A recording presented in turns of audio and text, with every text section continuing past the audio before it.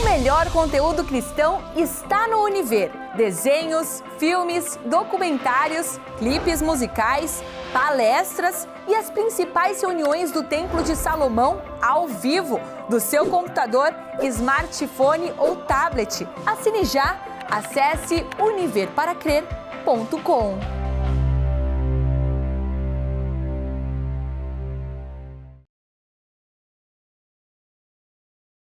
Graças a Deus, e em o nome do Todo-Poderoso, o Senhor dos Exércitos, o que está acima de tudo que existe nos céus e na terra, tudo, ele está acima do infinito.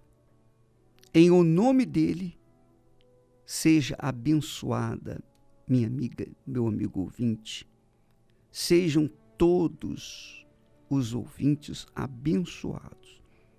Eu ergo as minhas mãos para o teu trono, meu Pai, e suplico que o teu Espírito venha conduzir essa criatura que me ouve e venha arrancar as dúvidas, os medos, as preocupações, as ansiedades, enchê-la da tua força, da fé, da coragem, da audácia, da determinação, enchê-la da fé inteligente. Receba, minha amiga, meu amigo ouvinte, agora, nesse momento, o espírito da fé, o espírito da vitória, o espírito do Senhor Jesus Cristo. E quem crê, e quem aceita, e quem recebe, diga amém e graças a Deus.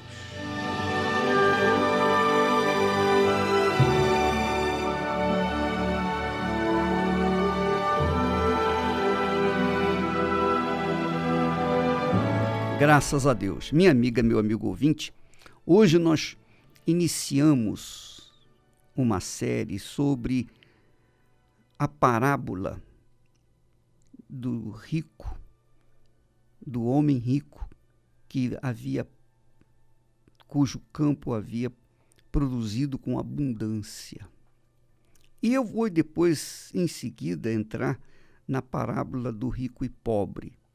Aliás, parábola não, da história do rico e do Lázaro. Então nós vamos falar durante essa semana sobre, graças a Deus. Minha amiga, meu amigo ouvinte, hoje nós iniciamos uma série sobre a parábola do rico, do homem rico, cujo campo havia produzido com abundância. E eu vou depois, em seguida, entrar na parábola do rico e pobre. Aliás, parábola não, da história do rico e do Lázaro. Então nós vamos falar durante essa semana sobre o que vem após a morte. Porque muita gente, a maioria das pessoas nem tem ideia do que acontece após a morte. Então, nós queremos usar a palavra que Jesus ensinou, tanto uma parábola como uma história. Então, aqui em Lucas capítulo 12, versículo 16, Jesus propôs uma parábola, dizendo: a herdade, o campo de um homem rico tinha produzido com abundância. E ele pensava consigo mesmo, dizendo: que farei? Não tenho onde recolher os meus frutos. E então disse: farei isto, derrubarei os meus celeiros e edificarei outros celeiros maiores do que os primeiros. E ali recolherei todas as minhas novidades, os frutos da minha herdade, os meus bens. E então direi à minha alma: alma, tens em depósito muitos bens para muitos anos. Então descansa, come, bebe e folga. Esse é o pensamento desse homem rico, porque ele tinha sido agraciado com uma produção dos seus frutos ainda maior do que ele tinha. Então, ele ficou pensando: o que eu vou fazer com tanta produção? Eu vou reconstruir, eu vou derrubar aqueles celeiros e vou reconstruir celeiros muito maiores para guardar ali os meus bens. E depois eu vou viver regaladamente. Eu vou comer, vou descansar, vou beber, enfim, eu vou gozar o resto dos meus dias. Quer dizer, esse homem rico não era um pecador. O pecado dele, o erro dele, a falha dele, não era porque ele era rico. Nada disso. Mas é porque ele estava ocupado, ocupou os seus pensamentos com as coisas desse mundo, com as riquezas desse mundo.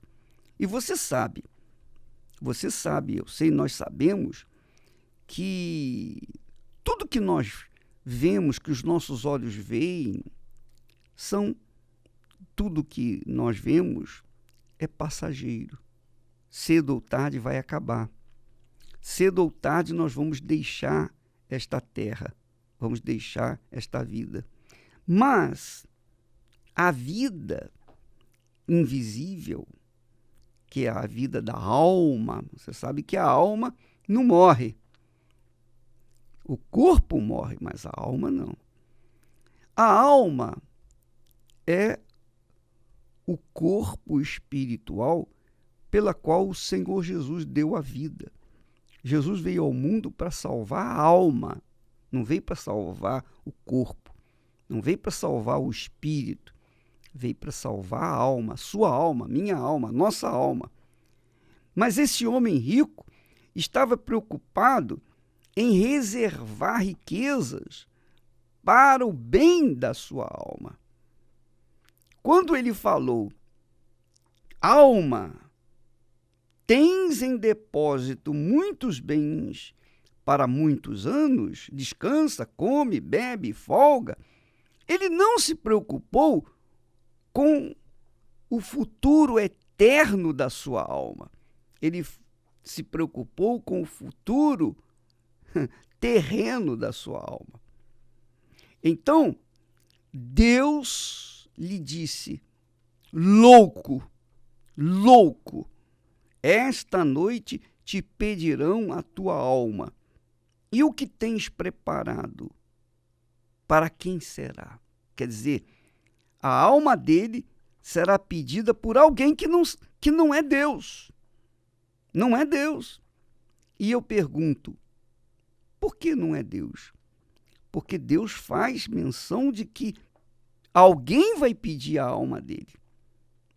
Alguém vai pedir a alma dele, vai requerer a alma dele, daquele homem rico. Por quê? Porque o rico viveu em função do agrado à sua alma neste mundo e não se preocupou com a salvação da alma na eternidade. Não se preocupou. Talvez você que esteja me ouvindo nesse momento esteja assim. A sua mente, seu coração, os seus pensamentos estão voltados exclusivamente para essa vida. Você está preocupado com essa vida. Você quer garantir o seu futuro nesta vida. Você não está preocupado em garantir o seu futuro eterno. Você está preocupado em garantir o seu futuro terreno. E esse foi o pecado desse homem rico. Não foi a riqueza dele que o ameaçava da morte eterna, não. Foi o pensamento dele. Às vezes a vida chega até 80, 90, 100 anos, 100 e poucos anos. Às vezes chega a 10 anos, 5 anos. Às vezes morre prematuramente. Às vezes é jovem, 16 anos, 17 anos, na flor da idade. Às vezes morre com 30, com 20. Enfim, a pessoa, para morrer, basta estar vivo. Não importa se é jovem, se é criança, se é recém-nascido, se é velho, não importa. Não importa se é rico, se é pobre, não importa se tem ou se não tem saúde, não importa nada. O que importa é que a morte, quando vem e leva todos, independentemente de ser homem, mulher, de ser sábio, de não ser sábio, independentemente de qualquer outra situação. Se é rico, se é pobre, não importa. A morte vem para todos. Mas as pessoas sábias, as pessoas que têm sabedoria, que têm discernimento espiritual, essas guardam a sua alma, protegem a sua alma, salvam a sua alma através da sua fé no Senhor Jesus. Jesus disse: que adianta ganhar o mundo inteiro e perder a sua alma? E foi o que ele falou para esse homem rico: louco, esta noite te pedirão a tua alma, e o que você tem? Suas riquezas. Para quem será?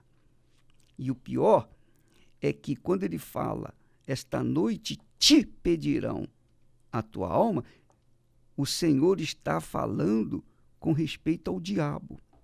Porque quando a pessoa não entrega a vida para o Senhor Jesus, o diabo tem direito à vida dela. Você sabia disso? Quando a pessoa não entrega a sua alma, ela não se rende ao Senhor Jesus, o diabo tem o direito à alma dela. Se ela não se rendeu, se ela não se consagrou no altar de Deus e viveu a sua vida pela fé e na fé, de fé em fé, então o diabo tem direito à alma dela. Por quê? Por quê, o bispo? É simples. Porque quando nós nascemos, logo quando nós iniciamos a nossa vida, digamos assim, o nosso intelecto, quando nós raciocinamos, quando nós sabemos discernir entre o bem e o mal, é claro que nós sempre tendemos para o mal, sempre tendemos para as injustiças. E quando se trata de fé no Senhor Jesus, nós estamos falando de justiça. Não é fé sentimento, é fé inteligente.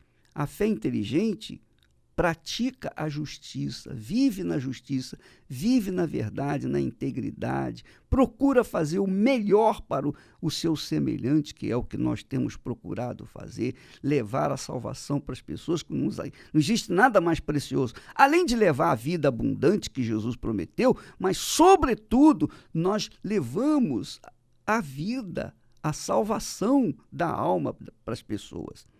Então, isso acontece com aquelas pessoas que nasceram de Deus, aquelas pessoas que nasceram do Espírito Santo. É claro, quando a pessoa não nasce do Espírito Santo, ela continua egoísta, ela continua vivendo na injustiça. E se ela fez mal aos outros, se não fez mal aos outros, não importa, ela continua vivendo na injustiça. E vivendo na injustiça, se ela morre nessa situação, se ela morre na injustiça, o diabo, que é o chefe da injustiça, que é o mentor da injustiça, ele tem direito à alma daquela criatura, porque aquela criatura viveu na injustiça, agradou a ele, agradou a Satanás, satisfez os seus desejos. Então, quando a pessoa morre na injustiça, o diabo tem direito à alma dela. Essa é a realidade. Quando a pessoa morre na justiça, quer dizer, ela morre crendo no Senhor Jesus, que Ele é o Senhor e Salvador, aí sim, ela vive na justiça e morre na justiça, o diabo não tem direito à alma dela. Ela é de Deus. E é isso que você tem que entender, minha amiga, meu amigo ouvinte. É isso que você precisa saber. Você tem que saber. Não importa se você é religiosa ou não religiosa. Não importa se você faz o bem ou se você faz o mal. Se você vive na injustiça, porque você pode fazer o bem todo o tempo, mas vai chegar um momento que você vai fazer o mal. Você vai fazer uma injustiça, você vai cometer uma injustiça. Logo, você vai ser injusta. E então, essa injustiça vai dar o direito a Satanás de ter a sua alma quando você morrer. Ah, mas eu fui religiosa, eu sou religiosa, eu vou na igreja, eu sou isso, eu sou aquilo, eu sou dizimista, eu sou ofertante. Não interessa. Se você viveu na injustiça, você serviu a Satanás e Satanás terá o direito à sua alma. Agora, se você viver na justiça, andando na verdade, na integridade, um comportamento ético, o seu caráter é bom, você quer o bem das pessoas, mesmo que você não possa fazer tanto bem às pessoas, mas você quer, você tem intenção de ajudar as pessoas, você faz o que você pode para ajudar as pessoas. Então, você está vivendo na justiça. E quando você morre, a sua alma pertence ao Senhor da justiça, que é o próprio Senhor Jesus. Então, minha amiga, meu amigo ouvinte, essa é a grande diferença entre o justo e o perverso, entre aquele que agrada e aquele que não agrada a Deus, aquele que serve a Deus, que é a justiça, e aquele que não serve a Deus, que é a injustiça, que é Satanás. Ou você serve a Deus ou você serve ao diabo. Essa é a realidade. E quando você morre, aquele que você serviu vai levar a sua alma. Essa é a realidade. Eu não sei quem você está servindo. Eu não sei. Mas uma coisa eu sei. Quando você morrer, aquele que você serviu durante toda a sua vida é que vai ter o direito à sua alma e ninguém vai poder mudar essa situação. Eu queria que você, minha amiga, meu amigo ouvinte, prestasse atenção a esse testemunho. Esse testemunho, normalmente as pessoas dão um testemunho aqui, são pessoas, membros, obreiras, ex-obreiros, obreiras, mas dessa vez eu quero que você ouça o testemunho de um ex-pastor, um homem que um dia esteve no altar e pregava para as pessoas sobre os benefícios do altar. Mas, por uma razão que eu desconheço, ele deixou o altar. E então, mesmo deixando o altar, alguma coisa o tocou, ou melhor, o Espírito de Deus, obviamente, o tocou e ele voltou para a fé. Ele voltou às primeiras obras. Isto é, agora, ao invés de falar para as pessoas da fé, ele começou a praticar a fé que ele falava para as pessoas. Vamos ouvir o testemunho dele e voltaremos em seguida. Eu tenho aqui no estúdio um ex-pastor com a sua esposa, o José Martins, e a Gisele, sua esposa. O José Martins, quando você estava na obra de Deus como pastor, você ensinava o sacrifício. Sim, pastor. Eu aprendi desde os meus 13 anos de idade, quando eu conheci Jesus, eu aprendi essa fé. A fé do sacrifício, a fé que é ensinada na Igreja Universal. E eu, desde o tempo que eu fui levantado a pastor, eu tinha 17 anos de idade quando eu fui para a obra. Ali naquele momento, a partir daquele instante que eu estava no altar como pastor, eu sempre levei as pessoas por todos os lugares do Brasil, por onde eu passei, essa fé do sacrifício. E eu falo muito isso para as pessoas que me perguntam, que conversam comigo, pastor. Eu falava não é porque a igreja me mandava falar ou me instruía a falar. Eu sempre falei porque eu acreditava. Uhum. Eu pregava uma coisa que eu acreditava. Porque eu vivi isso na minha vida durante muito tempo. Quando eu cheguei na igreja, eu tinha uma vida totalmente destruída. Eu comi na lata do lixo. Eu sei o que é meter a mão dentro de uma lata do lixo para tirar o que comer. A minha mãe foi presa 3 vezes por tráfico de drogas. Nós morávamos numa das piores favelas do Rio de Janeiro.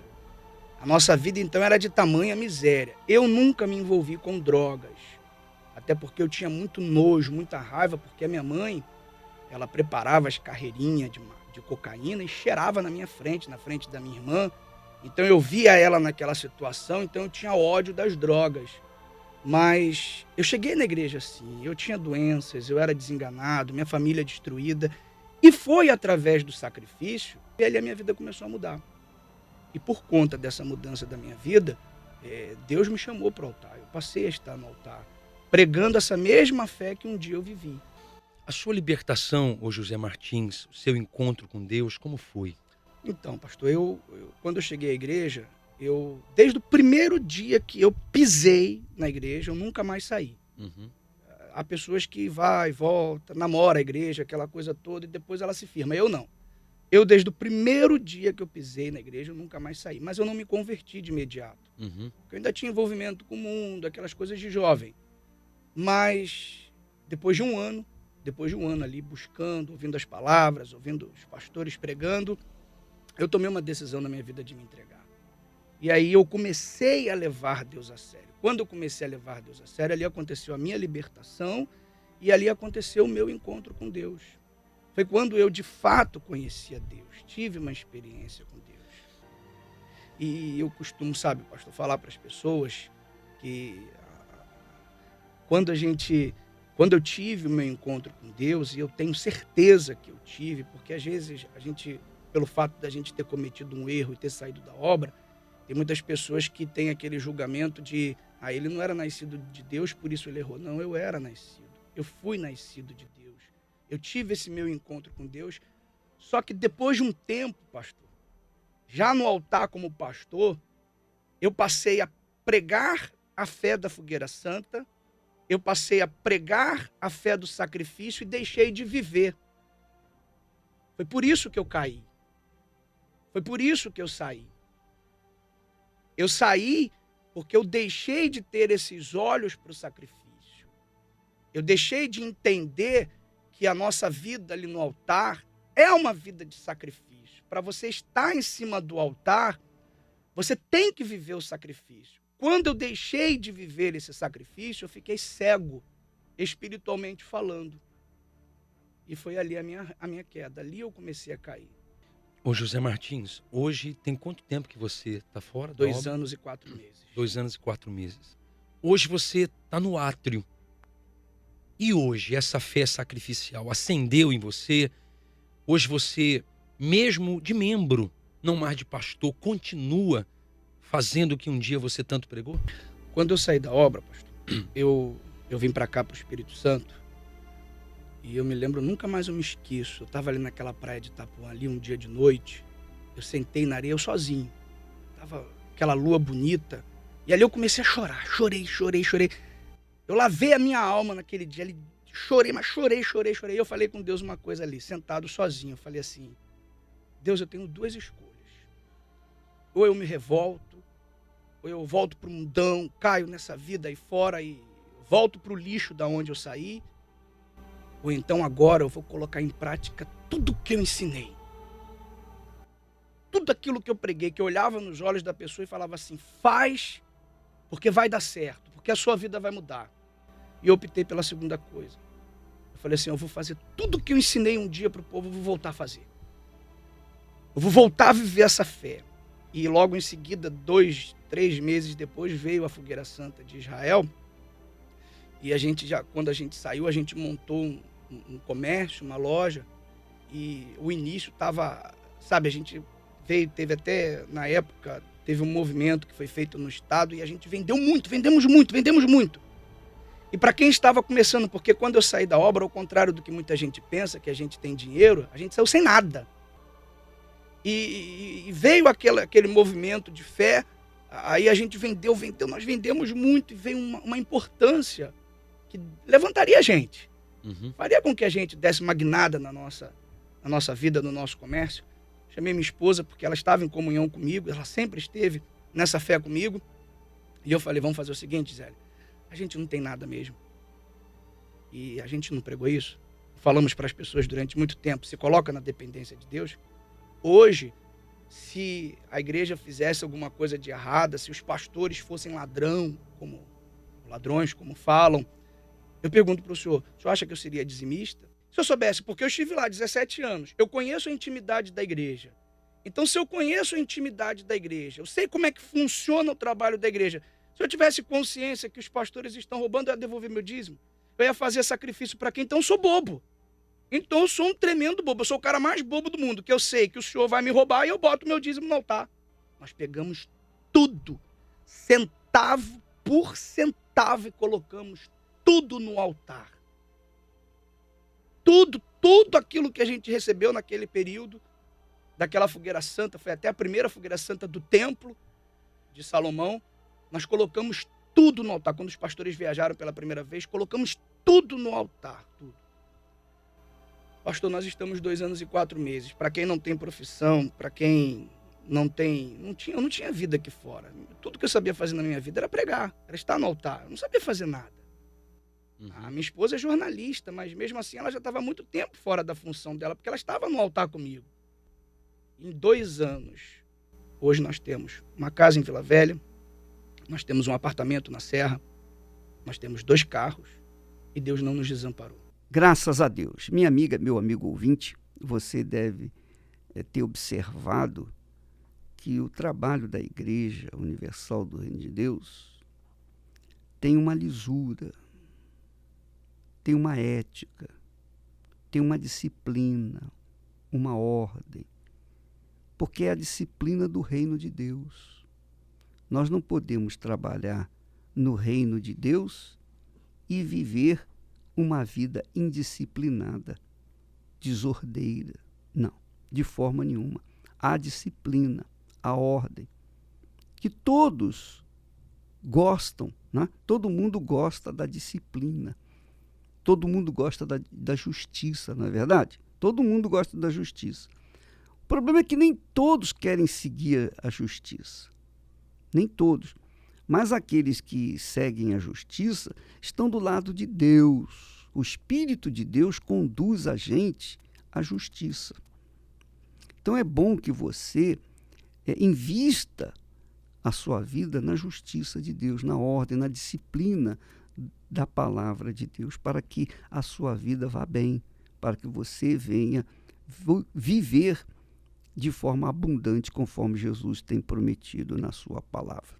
Nós vamos ficando por aqui, apenas fazendo menção que nesta quarta-feira eu estarei aqui no Templo de Salomão, às 8h, em ponto. Estaremos falando, discorrendo mais a respeito dessas palavras do Senhor Jesus, que saíram da boca de Jesus, que falam sobre o destino da alma humana. Nós estaremos falando nesta quarta-feira, às 8h, aqui no Templo de Salomão. Que Deus abençoe a todos e até lá, em nome do Senhor Jesus.